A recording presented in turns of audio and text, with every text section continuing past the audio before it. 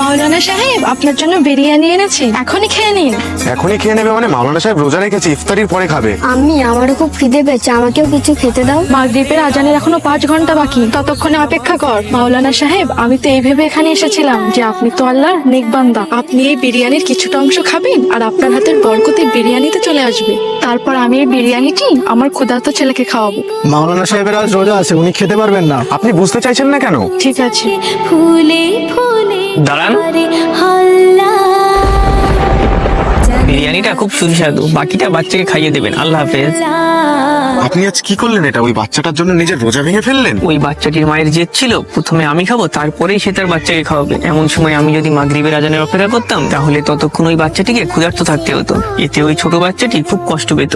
আজ আবার নফল রোজা ছিল, কাল আমি এই নফল রোজার কাজে আদায় করে নেব। আর আজ যদি ওই মহিলার মন ভেঙে যেত, এতে উনি অনেক কষ্ট পেতেন, আর ওই কষ্টের কাজে আমি কখনোই আদায় করতে পারতাম না।